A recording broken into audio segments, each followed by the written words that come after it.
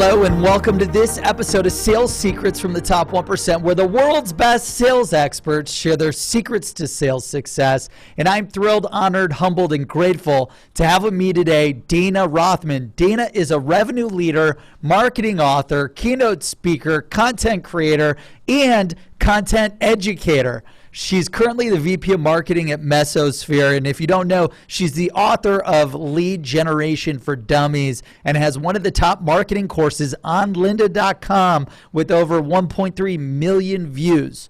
She's the former Chief Revenue Officer at SaaStr, working with Jason, VP of Marketing and Sales Development at BrightFunnel, Everstring, and was also leading content at Marketo and Blue Wolf. Dayna, thank you so much for joining us today. Hi, thank you. Glad to be here. So we're thrilled to learn more about you and everything that you've learned throughout your sales and marketing career. The audience is dying to know, number one, sales secrets from the top 1%. If you had to go back in time to when you first started sales and marketing, what is your number one top sales secret to maximize your sales success? But we're going to save that towards the second half of the interview. The audience is also dying to know, who is Dayna Rothman?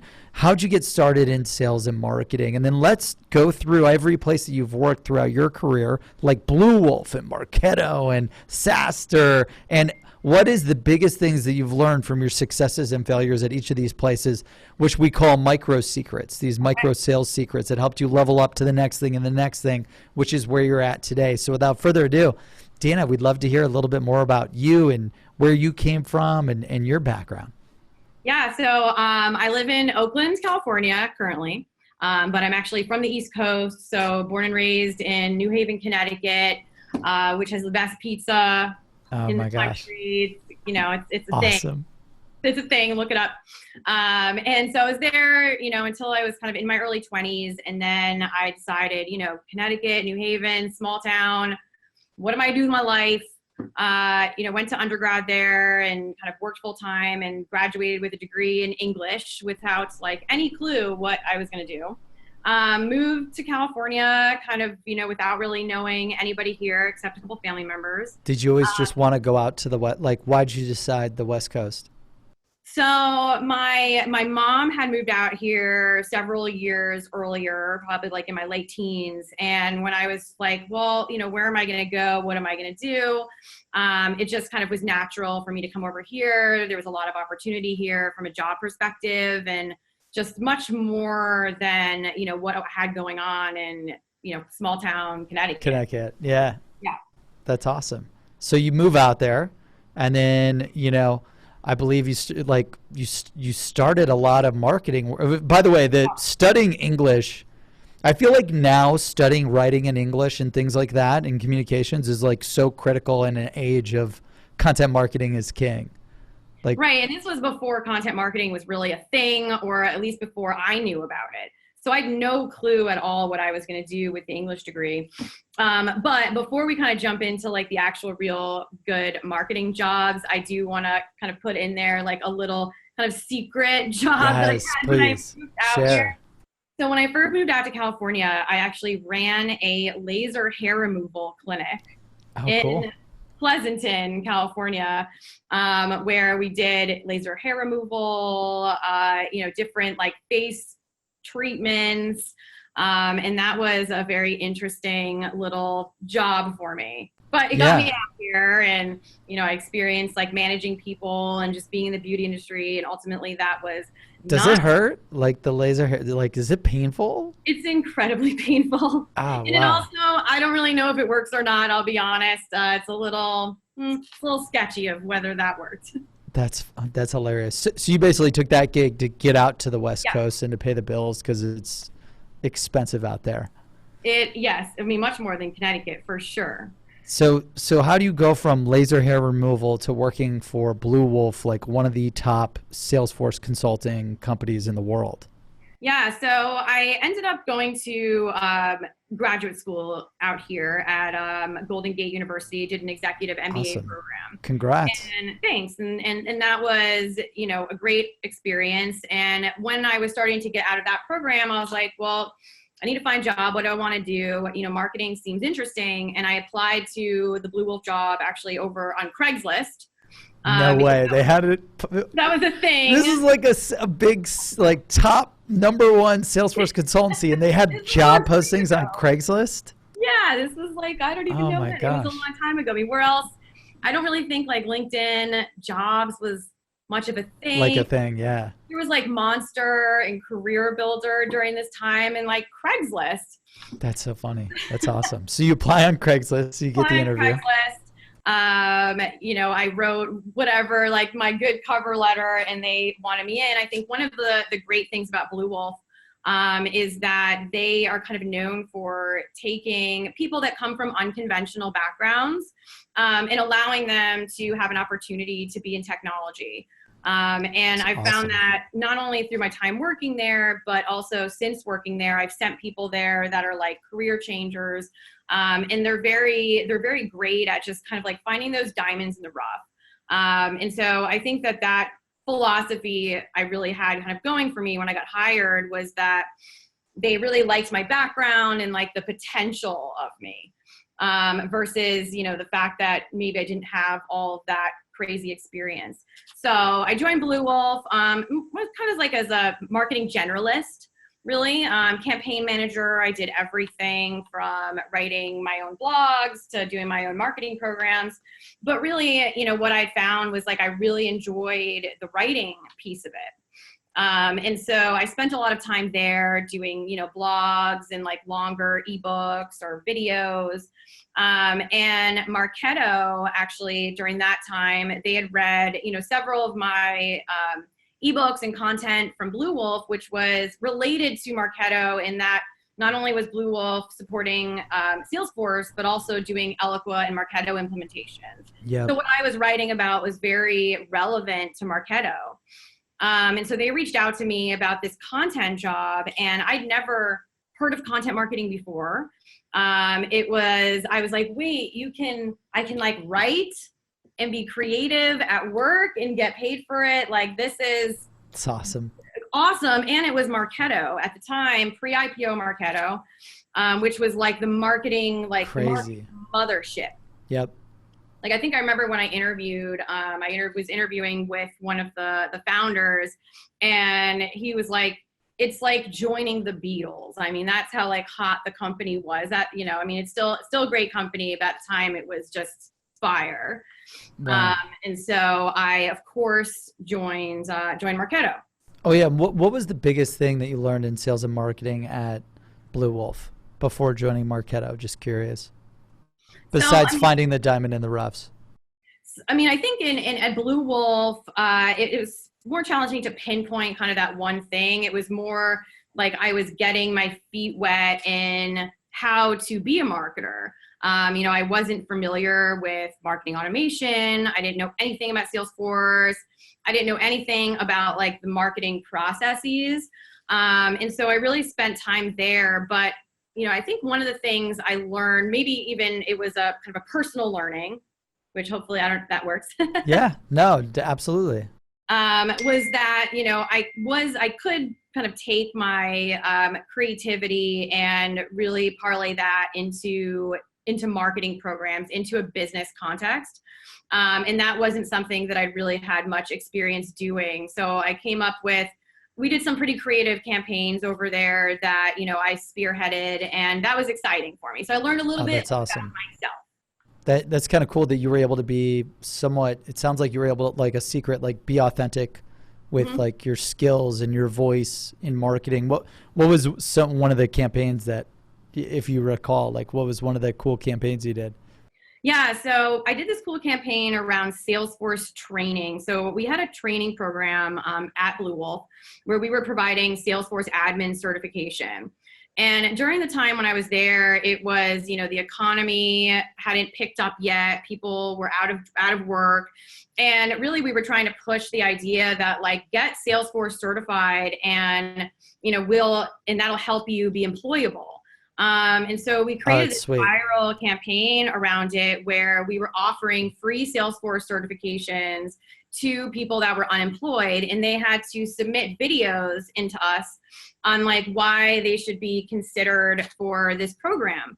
So we got a ton of videos from people. It was like a really great response to the campaign. And then we kind of took it to all the different, like Salesforce has cloud forces, or at least they did, in the different cities. And we kind of set up this like almost, kind of protest-esque marketing, like guerrilla marketing outside, where we were promoting our Salesforce training, and we had like big like placards and posters. Oh, wow. That's so cool.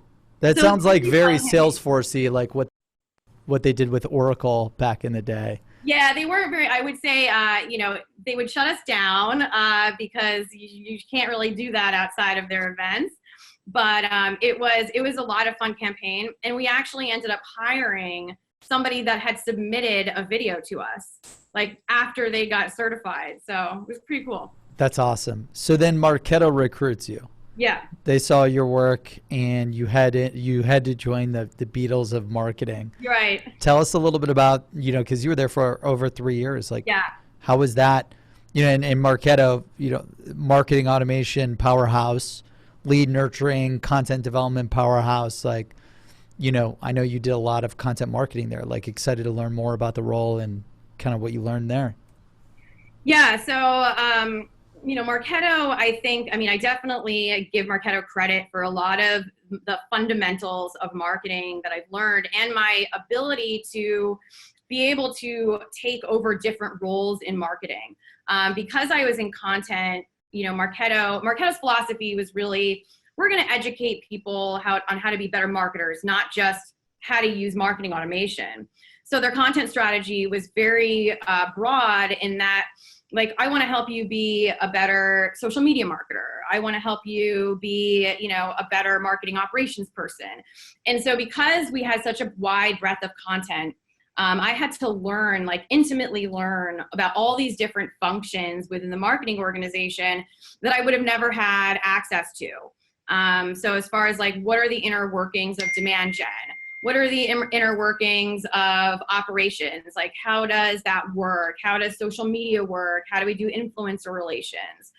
And so that really entrenched me in the culture of marketing. The marketing team at Marketo, I think I was very lucky to be part of it during that time. It was a very marketing driven organization.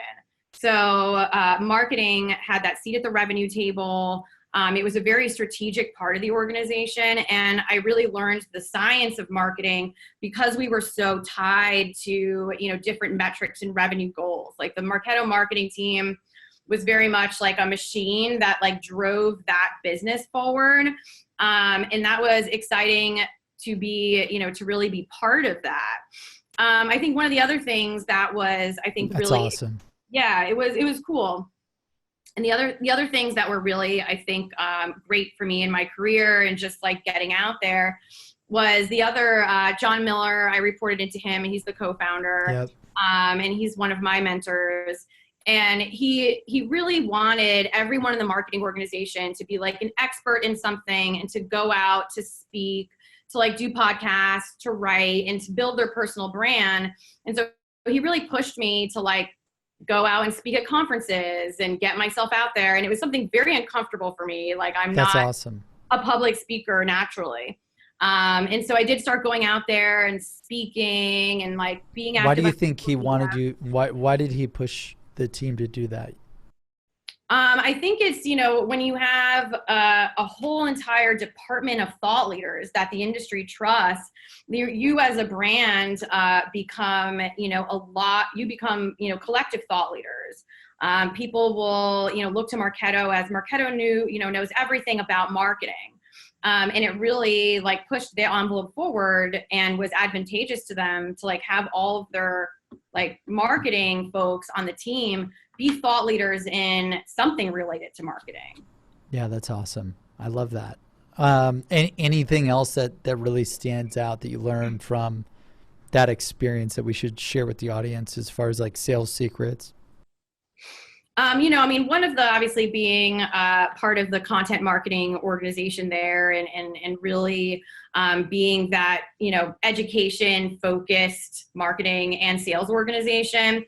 That strategy was incredibly successful and effective for us, of like not just going into a sales meeting and like immediately pitching, you know, like product. It's really, how do you tell that story around the product? How do you uncover like the pain points and help the customers be better at their day-to-day jobs? And in addition to using the product as well, but like, how can people leverage that product to really move the envelope forward for them and their organization? We had a lot of people that like built careers around Marketo.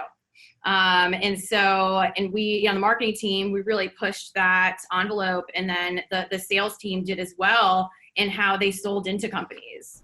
That's awesome. And do you think salespeople need to become content creators, or, what's your position there? Because some people would be like, oh, well, that's for marketing. Marketing needs to do that. But, what's your advice for salespeople and content? Yeah, I think that's a good question. And I've always been a believer that sales teams should be content creators. I think the more that they can get themselves out there, the more that they can blog, the more they can share on social about whatever your industry is, the more that they can be seen as a thought leader and more of like a consultant than just a salesperson. And so in pretty much every company that I've been at, I've actually developed internal content contribution programs, and many That's of them awesome. targeted to the sales folks, where I've incentivized content creation. And at many companies, it's been very successful to get the salespeople thinking about content, creating content. Like, it's much different if you're able to send a prospect, like, here's this blog that I wrote. Like, I understand you. I understand your business.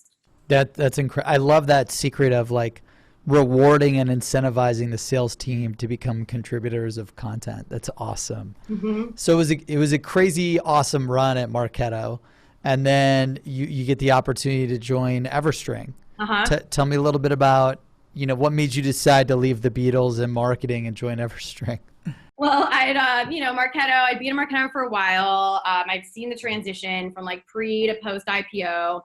And I wanted to, spread my wings a little bit and own more parts of marketing and not just content. The Everstring opportunity came up, and it was very interesting because there was actually originally a lot of Marketo people that had gone to Everstring. So, because those were people that I trusted, and they were all there, they were like, come on, come on over. This is going to be great. And when I joined, we had just raised our Series B round of funding Awesome. for $70 million, which was just a small amount of money. Amount of funding. It's a shitload of money, man. Yeah. And that was it was very interesting experience to like have raised so much money so early and be able to, kind of build out that marketing team there, do some really creative campaigns. Originally at Everstring, I started out by owning content, brand, social, and design. So kind of like the inbound functions. I didn't yet realize that I had all of this expertise in some of the other areas yet, like demand gen, events, ops. I guess I didn't realize how much I really learned, like from like osmosis when I was at Marketo. But the more people we worked with on that, kind of the other side, the more I was like, gosh, I really know these functions very well. And I ended up kind of taking over like all of them. Wow. All the marketing at Everstring. The whole marketing. Yeah. And then, what were the best channels to drive sales that you were using at Everstring? So we obviously leverage content quite a bit, but we also were very big on leveraging events. And I've really taken that with me in other organizations as well. And I can tell you a lot of like really cool event stories. But events were huge for us because as a small company that's a startup that a lot of people don't know, it becomes an opportunity as like almost like a coming out party to like show your brand, get people excited. You can use events for top funnel. You can use them for account-based marketing. You can use them for mid-funnel acceleration. You can kind of hit everything there. I mean, that's where your prospects are at events. And at Everstring, we we went really big one year at Marketo Summit. They were in Vegas that year, had a huge booth presence. I mean, and then we did this giant party at the Wet Republic at the MGM. Oh, wow. That's awesome. And this is kind of a crazy story a little bit. So we're gonna do this big party, and I'm like, all right, we're gonna, it's the only on-site party. We're gonna have thousands and thousands of people there. We need a musical act. So originally we booked DJ Jazzy Jeff as our music act. And we're like, we're not gonna announce it obviously until later. Totally separate to our booking DJ Jazzy Jeff, it turned out that Marketo, for a keynote speaker that year, had Will Smith. Like, they had Will Smith and we had DJ Jazzy Jeff. And so we were like, we have to like make this happen and get the DJ Jazzy Jeff, Will Smith reunion thing going on. And so we, Marketo didn't know that we had DJ Jazzy Jeff. So there was like a little bit of, stuff there. But we, connected with his people, and it was like all day, the whole time leading up to it, we were trying to like figure out if he was going to come or not. We didn't know until like the actual day of the event. And he agreed to come and perform. So we had like DJ Jazzy Jeff and Will Smith reunion concert at our event at Marketo Summit, and it was incredible. Wow, that is nuts. How much does it cost to get the Wet Republic, to get the Jazzy Jeff, and then to get Will Smith? Like, did you have to pay Will to show up, or? Well, and so I have another similar story about this when we get to Mesosphere. But awesome. At Marketo, so Everstring, we paid. It was DJ Jazzy Jeff, and obviously the venue and kind of all of that. We ended up not having to pay for Will Smith because he was there anyways. And like, we asked him to show up. He decided he wanted to. And so we ended up getting that for free, which was awesome. Damn. But, depending on kind of what you have going on at an event, an event like that can cost $500,000 or more. We had a lot of decor. We had lots of special elements. DJ Jazzy Jeff at the time, I think we paid him, it was around like $65K. Yeah. Wow, yeah. Dude. So you're dropping probably $500,000 to $1 million. Yeah. A little bit less, like $500,000 range. Oh my gosh. That's a big party. Party. That's a big event, right? Yeah. How do you prospect sales secret? If I wanted to get a meeting with Will Smith, how did you get in touch with his team, his people, to get him to show up?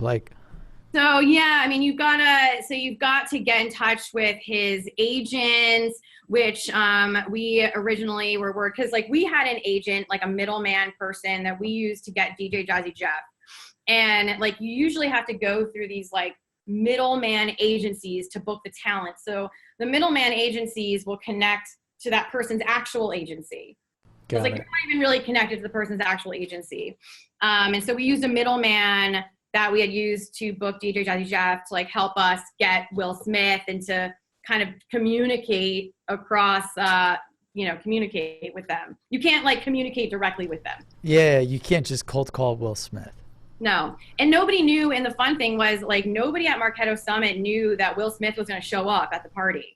So, he shows up at the party with his entourage and everyone is freaking out, the best thing they've ever seen. And obviously we were, the hot brand everyone was talking about.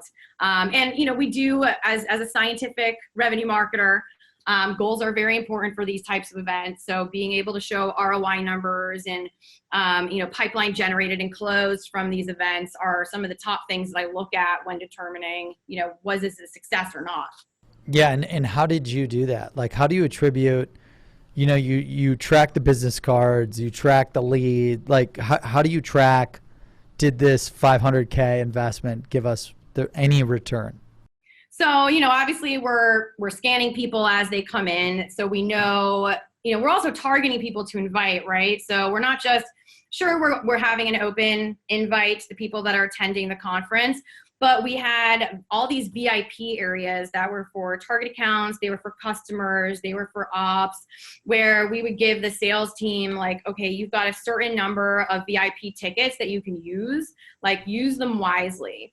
Wow. Because we're not only looking for, how many leads do we generate from this event, but we're also looking for, can we create those relationships with prospects on such a personal level that we're able to close deals, from that.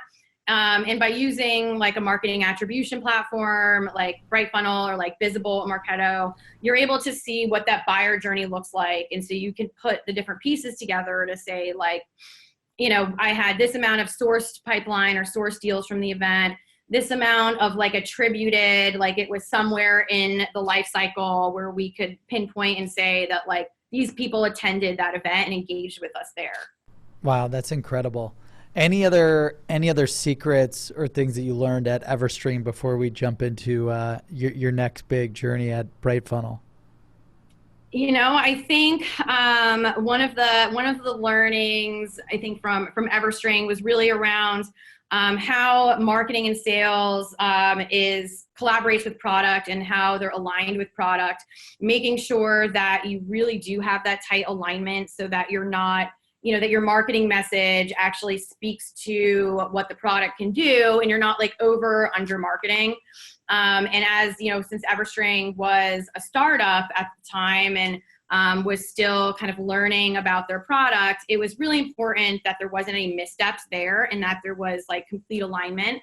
And so that's something that I have taken with me, to other companies as well, as making sure that my team is really aligned with the product team to understand what the product does, what's coming out, what doesn't the product do, so that, your messaging aligns with that.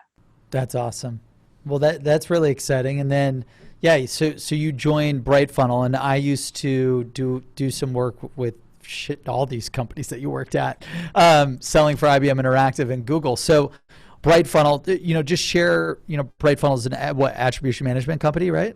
Yeah, they're a marketing attribution platform. I was a BrightFunnel customer. Okay, cool. Yeah, I was a reseller, when I was selling for Google, I was also a reseller of BrightFunnel, like a channel partner. So you were a customer and you just fell in love with the platform? I did. Loved the platform. I still use it to this day. Oh, cool. It's really just fantastic to be able to, if I'm doing a board meeting or if I'm presenting to my executives, like I want to show that marketing ROI, and a tool like BrightFunnel enables you to do that in a way that you can't do in Salesforce. And so that was really exciting to me. And so when I went and I joined BrightFunnel, it was really because I was so into the product. That's awesome. And at BrightFunnel, I got the opportunity to not only own marketing, but also to hire and own the sales development team. Crazy. I love that they were like, okay. They're like, it's interesting that the sales dev team was under marketing. I find that interesting. Were you scared of that or excited? So, well, first to address the sales dev, where they live, I've seen it so many different ways. I've seen it live under sales. I've seen it live under marketing. I had one of the things in my career that's been really impactful for me is that I've had the opportunity to learn and work with people that are real experts in what they do. And I love soaking up that information and really learning from it and taking it and doing my own thing with it. So awesome. At Everstring, I had the opportunity to work really closely with the SDR leader there, Matt Amundsen, who I also worked with at Marketo. But Matt is a fantastic sales development thought leader. And so we worked very closely together, and I really learned, what his process was with the SDR team, how he hired people, how he integrated with marketing. So when the opportunity to own SDRs at BrightFunnel came up, I was nervous. I was like, well, I don't know about this, but I was like, I think, I can do it, and I just need to do my research and, coordinate and collaborate with the people that I know that are thought leaders there. So awesome. It was exciting, scary and exciting at the same time. Do you think that SDR or sales development should live in marketing or sales? So I do believe they should live in marketing, and I'll tell you why. And this is probably getting into maybe a little bit of my sales secret, but I think a lot of the things that the SDR teams do today are very, inherently marketing, right? They're not just like counting 100%. phones anymore. Like they are, but that's not all they're doing. Like they're using tools like Sales Loft and Outreach that are basically like mini marketing automation platforms. Yeah. So they're writing messaging, they're sending emails, they're doing social selling, they're doing direct mail. Like those are all demand gen activities. And I found that when they're under marketing, I can, and other people on the team can like teach them more about like how to craft that messaging story. Personas, like right, value propositions. How to go and like, see what people are into on social media and then send them a direct mail that is like directly related to their interests. And so it worked very well that way. Yeah, it's interesting because it's all just content creation and then using the channel to deliver the content. Now, right. Now I find it interesting. Like I feel like a lot of marketers aren't great at like writing copy to sell, like a hard sell for an appointment. But you could, just like salespeople can learn value propositions and persona creation, like marketers can learn how to write copy that sells via a cold call script, email, social touch. So I totally agree with you. Like I was the salesperson that tried to master the marketing because I knew it would help me sell faster. That's really interesting. That's so cool. Yeah, I mean, obviously you have to have a really tight alignment between sales and marketing, especially when, SDR team is on marketing, and just a real understanding around, what the goals are. And also that, we're all in this together. Like, this isn't like a marketing versus sales thing. And sometimes like it's helpful for a marketing department to have that SDR team so that they can bridge that gap with some of that sales and marketing alignment. So that was very important at BrightFunnel to have. That's awesome. I love it. Anything else big that you learned at BrightFunnel before working at, I just got back from the SaaStr event, so I had a blast, and I know you led revenue there. Anything else at BrightFunnel you want to share as far as big takeaways or lessons learned for sales and marketers? I think the other thing that was interesting at BrightFunnel from a sales perspective is, a lot of the sales reps had access to the BrightFunnel platform and a lot of that data in there, which is like all that engagement data, what are all the different campaigns that their target accounts are engaging in. And, it really was a forcing function for them to be able to like look at the full buyer journey as they're selling. And to really have an understanding of like, what are the different content pieces that this account downloaded, and then be able to, really kind of tailor their sales strategy to that. Obviously we had BrightFunnel that the reps logged into, so it was useful, but there's also other ways, in Salesforce, you can look at campaign history, like you can really kind of dig deeper to find out what's going on in an account. And I feel like a lot of sales reps don't do that as often as they could be, which would really help in their selling motion to like have an understanding of like how they've been engaging. That's awesome. I love it. Really cool to see sales leverage the data, the marketing data. Yep. It's so weird now that, I'm the CEO and founder of Seamless. Like now I have to look at all the campaigns and the cost to acquire a customer and all the channels that are driving revenue. And I wish I was launching ABM campaigns, account-based marketing campaigns as a salesperson like years ago. I mean, I would have loved if I know like, hey, Brandon, you've got these 300 accounts. You could be launching ABM campaigns at all 300 with LinkedIn ads, Facebook ads, Google ads. Like, damn, I wish I would have known that. I just want them, wherever they're browsing, I want them to see me and our company and our message. But that's so cool. So BrightFunnel's going well. You love the product. You love the company. And then they get acquired by Terminus, the account-based marketing platform. And I'm good friends with, the founders there and the investors there, just because we built an ABS platform. And I always talk about marrying the two, ABS and ABM together is a game changer. So you left after the acquisition, or like you joined SaaStr? So what, Jason Lemkin just cold called you like, hey, you should join us, or what? No, so I actually worked with a recruiter that I've worked with several times, and he had told me about this opportunity at SaaStr, and I was like, this is really just interesting, very different from anything else that I'd been doing. But obviously, like, fan of Jason, fan of SaaStr and what they're doing. And, the kind of the content aspect of it, of like, this is a brand that's like based on thought leadership and content, was incredibly interesting to me. And so the recruiter reached out, met with Jason, and then, that went from there.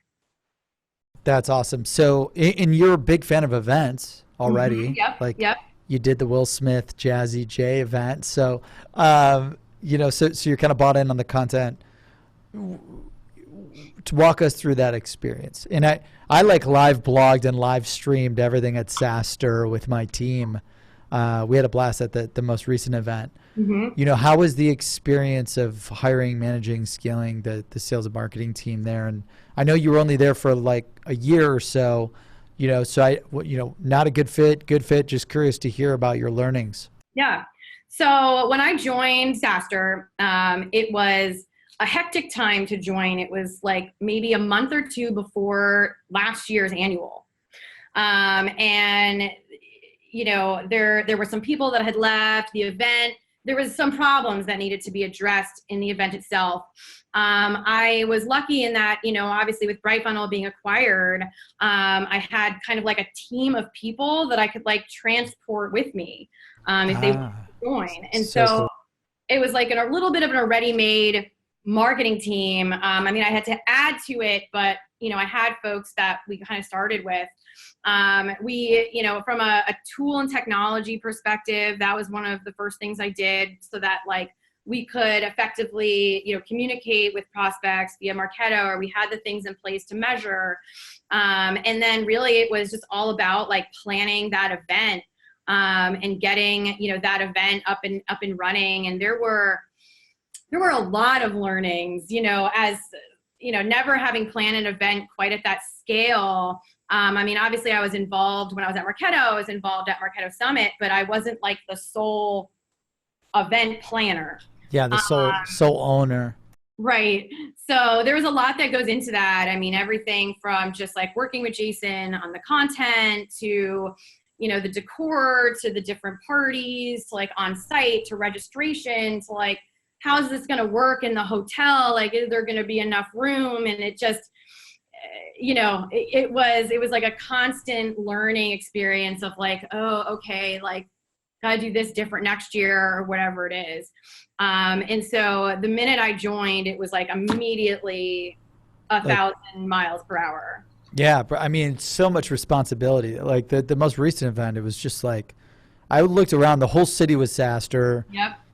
The meeting space was massive, and you've got all the best speakers. Like, it's a lot to coordinate: sponsors, speakers, space, travel. It's a lot to coordinate. And SaaStr is still a small team. It's always been a small team.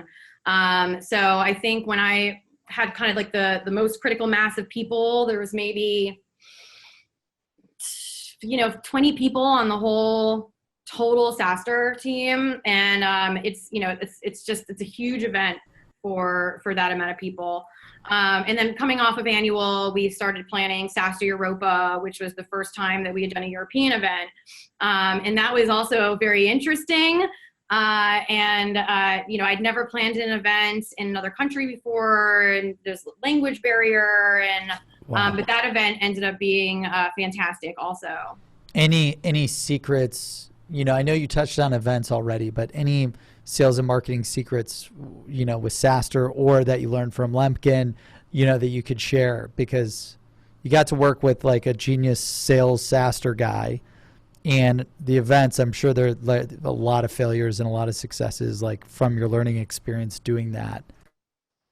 I think, one of the things that that was a learning and something that like Jason really like focused on and kind of believed into is understanding like what the successes were and what the failures were, and coming up with like plans to like fix the failures, kind of the next time moving forward. And so we were very introspective around that. And I think that, that is really valuable versus, just being like, well, everything's great and wonderful, and not looking at, what some of the issues are to, triage the next year. I think just from an overall, like, how to build a brand perspective, like a personal brand, like Jason. It was, really very interesting and awesome to be able to like see kind of how that was built, how he did that, and how people responded to, what he was doing was phenomenal. It was like he was such a, a celebrity, like people would come up and like take pictures with him, and it was nuts. That's crazy. I love it. I love it. Okay. So then, and by the way, like during all of this time, you became a top educator on lynda.com and you wrote Lead Generation for Dummies. Why'd you decide to do those things? Like what, and what'd you learn from those experiences? Yeah. So, because that's pretty awesome. Like you're the author of Lead Generation for Dummies. Like that's a pretty cool. badass thing to put down as like an accomplishment. Yeah. So I wrote Lead Gen for Dummies actually when I was at Marketo still. Wiley, the publisher, had reached out to me about writing the book, because at the time they were sourcing authors, and it was kind of a little bit like out of the blue. And they were like, well, we love what you're doing at Marketo. We love what Marketo is doing. Like, would you like to write this book? And I was like, hell yeah, I'll write this book. Like, that's awesome. And Marketo was very supportive of that and of that process. And so that's when I did that. And then kind of like right after that book published, lynda.com, which is LinkedIn Learning now, they reached out to me to start doing these courses. And I did, I don't even know how many. I maybe have like 5 courses or something on there. That's awesome. And, that's like a whole professional studio where you go down to like Santa Barbara. Well, it's Carpinteria, yes. And they put you up there and you film in their sound studio. It was very cool. That's sweet. Any advice like for doing the courses, any advice that you learned from LinkedIn's professional education, training, teaching, like, hey, we got to teach you, Dayna, on how to give a course, right? Like, what did you learn from doing these big courses? Because you've got millions of views. Yeah, I think, one of the things was that, and I think my public speaking experience before then had really helped, because like when you're recording, one of the courses, and if you're maybe doing a voiceover over slides, so it's like me, I'm in a booth, and then in the booth next door is like a producer, like a you, and there's like a glass wall in between us. And they listen to everything you say. And if you say too many or you like mess up your word, they like make you do it again. So is everything written out in advanced, like scripted? Not mine. So it was very dependent on the author. So what I like to do is I made all my slides, but I kind of would like wing it on the script part. And they were comfortable with that, just because they kind of got to know my style. But it was very much like you'd have to go back and re-record it. And so like public speaking helped me going into that. And then I think that experience helped me like do other public speaking afterwards or do podcasts like this. I mean, I still say, because I'm not as much paying attention. It's hard, right? Hard. But, that's so but cool. It was interesting. Awesome. So then you decided to leave Sasser, probably, what was it? Just like sick of doing the events, like full time? Yeah, for me, I really wanted to go back to a product company. I missed collaborating with all the different departments. I, missed that kind of B2B enterprise sales process. And so that's when I decided, that I was time to kind of move on to something that was a little bit more, historically of what I've enjoyed, which is like the tech product piece of it. That's awesome. That's so cool. And, it looks like Mesosphere is like, growing really fast. Any big learnings that you've had there so far before we dive, into your top sales secret? Learnings from Mesosphere, a lot of it has really been in, how to build a team, how to set things up operationally for success. When I came in, the previous marketing team, a lot of them had left. And so there's a lot of kind of rebuilding that had to be done. But one of the more important things, or most important things that I had to focus on was how do you like rebuild the reputation of marketing within an organization? How do you partner with the SDR team, with the sales team? Like, how do you win the trust of the reps, where, you know, there hadn't been trust in marketing before. And so that was challenging, that, you know, is still a work in progress. But I have field marketers, you know, in the different regions that, you know, essentially are like part of those teams, and really trying to show them like as many of like the metrics as possible and have that consistent dialogue. But it's definitely been interesting. Yeah. Any tips on like building that trust and building that alignment? Like, what has worked well for you so far? Yeah. So, you know, I always attend all the QBRs and get that FaceTime with the field. I think that's really important, especially because we have such a distributed sales organization.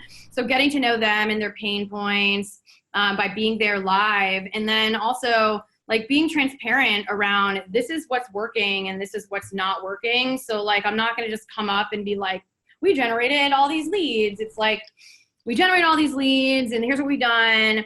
And here's the metrics, and like, here's the areas in the funnel that like we still have challenges with.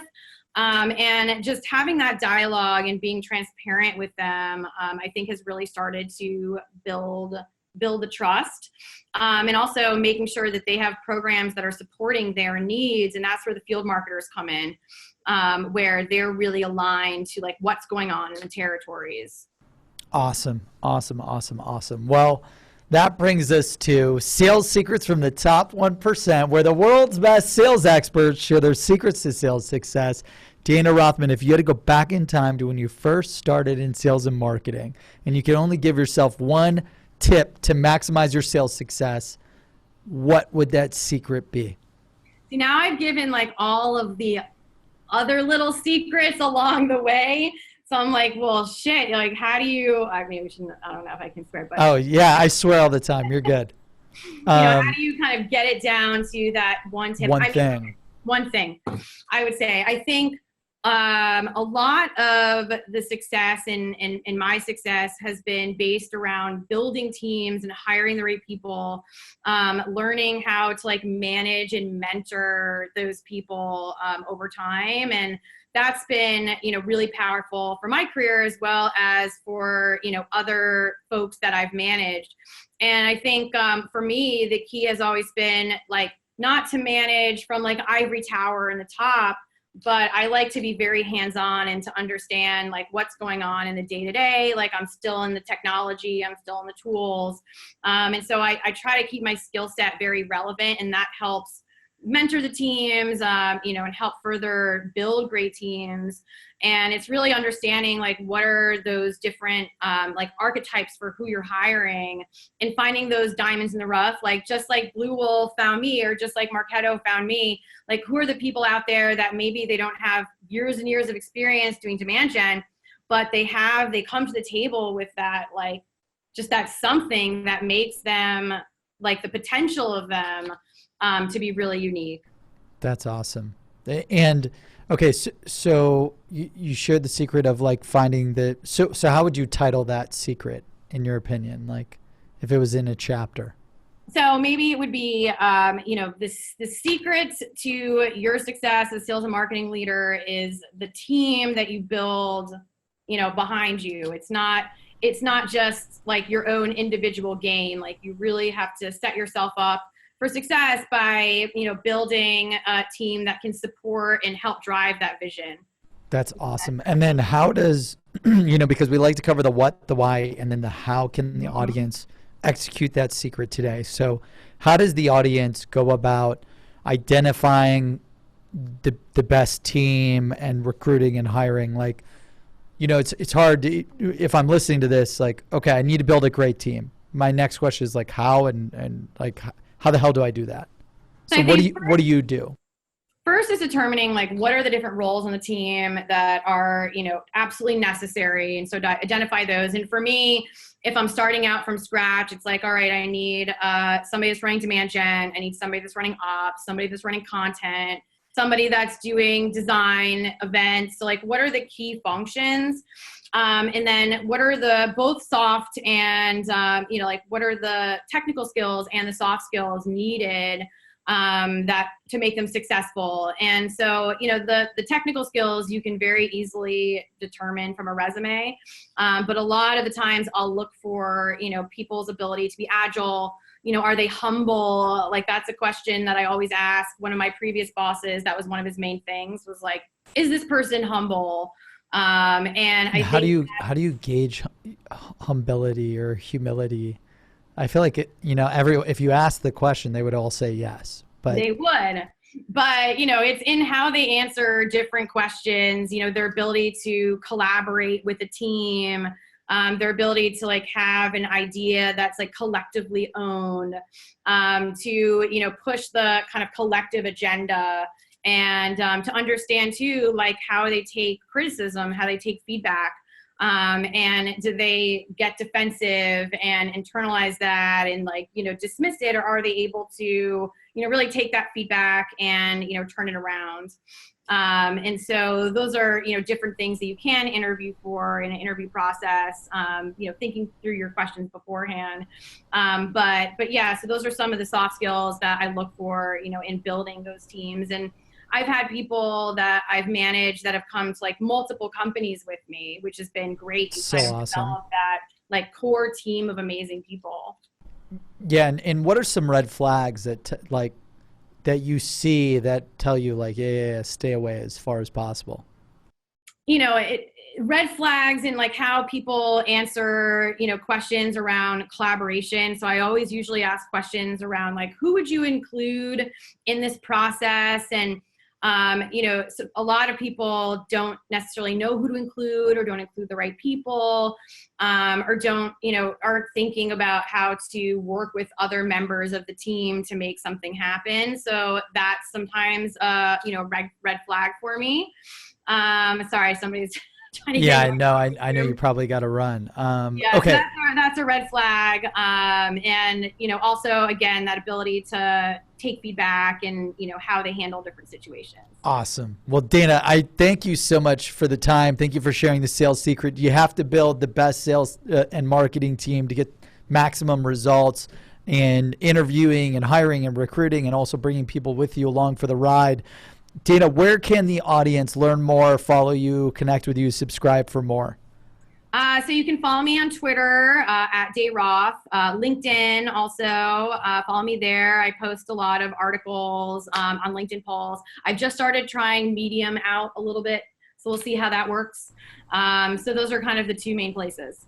Awesome. Well, thank you so much, Dayna, for all of your time and all of your sales secrets from the top 1%. And thank you, audience, for joining us for this episode of Sales Secrets from the Top 1%, where the world's best sales experts share their secrets to sales success.